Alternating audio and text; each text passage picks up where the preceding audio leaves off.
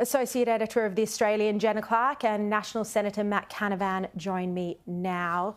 Welcome to you both. Matt, what is your reaction to these pro-Palestinian protests in Melbourne last night that really targeted the families of those hostages who were taken hostage or people who've been murdered, you know, people who are already suffering so deeply? Well, it was hard to believe that some of the pro-Palestinian, pro-Hamas, in this case, protesters could go any lower after what we saw at the Opera House when this all started a few weeks ago. But this is really a new low, I think, to confront affected family members of people that have been captured, maimed, brutally treated by a terrorist organisation. It's just totally beyond the pale. I don't know exactly what laws can be applied here, but the full force of the law should be applied if possible. It shouldn't be right to intimidate people like this. And I'm just kind of sick and tired of these groups dividing our country in this sort of way. There are ways that you can appropriately protest on political issues, even ones I don't agree with, in this country. But this particular group or groups associated with these pro-Hamas forces have violated those rights so often that they then also threaten the rest of us having those rights, because one of the way our societies work is that we do respect each other, we respect each other's free speech, but we don't act in a way like this. It's absolutely reprehensible. Yeah.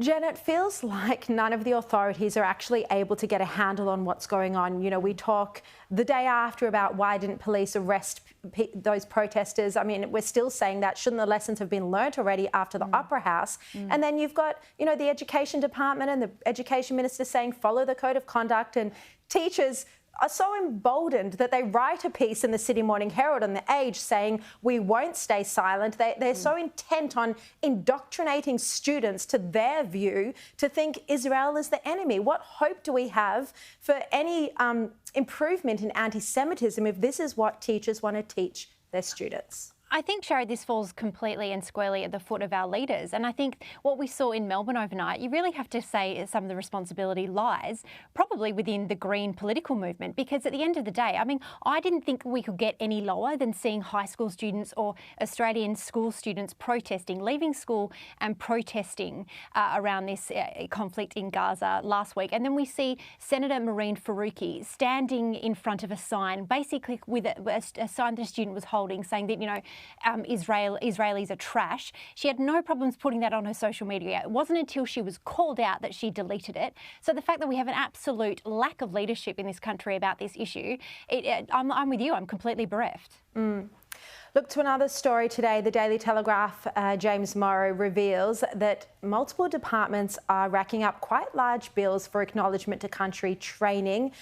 James reports that taxpayers have paid around $100,000 to bring in consultants to help public servants better perform these gestures. Matt Canavan, do you think this is money well spent? Is that a rhetorical question, Sharri?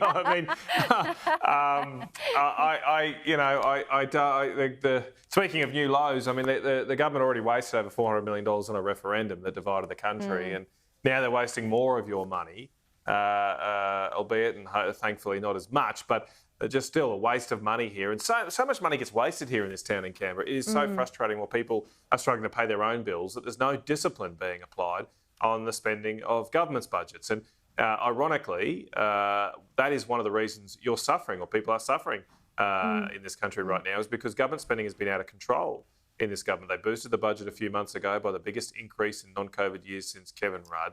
And it's no surprise, given they seem to lack complete discipline over departmental spending, when you see things like this. Yeah. Look, on another topic, the Victorian Allen government is now open to the possibility of legalising recreational cannabis. The Premier Jacinta Allen made a confession when she was speaking about this, that she has smoked cannabis. Have a look. It was a long, long time ago, a long, long, long time ago. And I think it's important that we inject a sense of honesty into our contributions on this. I suppose I should declare I have used, I don't think a criminal approach to this is best. A health-based approach should be best. Yes. At university, yeah. I tried it, I think it was 3 times. I'm not proud of it, but I tried it. Jenna, we're seeing this move towards legalising drugs, particularly in the ACT, where they're legalising harder drugs like ice. Do you think this is going to act as a deterrent for teenagers, or do you think legalising it might invite them or might give them the impression that it's actually okay to use these sort of substances? Yeah, I think the legislation is a really tricky one, Sharri, because I know that the majority of state and territory governments are looking at it, albeit in various degrees of legality and things like that. But I think the responsibility of moving this debate forward really lies with us in the media, and I think we really need to move past this whole, wowzer movement of like asking our politicians, have you ever done dope? Because I'm pretty sure we'd be pretty hard pressed in this day and age that the majority of our boomer and millennial MPs these days probably haven't experimented with cannabis at one point or the other. And I don't mean to be glib about it because, of course, it is an illicit substance, but I think we need to move this forward. And like Tim Pallas was just saying, maybe move this more towards a health issue as opposed to a law and order issue. Yeah. Well, speaking of illicit substances, Matt Canavan, the federal government is banning the importation of vapes, which the Daily Mail reports will turn 1 million Australians into criminals. But at the same time, as I just mentioned, the ACT is decriminalising drugs like ice. What do you think of this inconsistency? Well, it's just absurd, the situation, especially here in the ACT, where if you are caught with liquid nicotine, you face a $32,000 fine and or potentially 2 years in jail as a maximum penalty.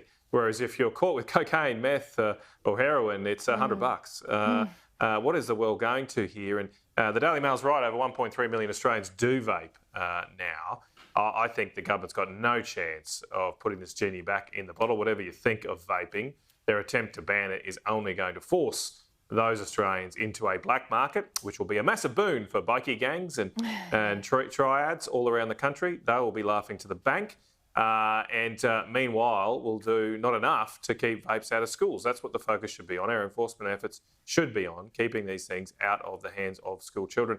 I'll be introducing some amendments next week to the government's tobacco legislation to create a legalised, regulated vaping market and sell it. And look, treat it like cigarettes. That's where we should go, just like the rest of the world's gone.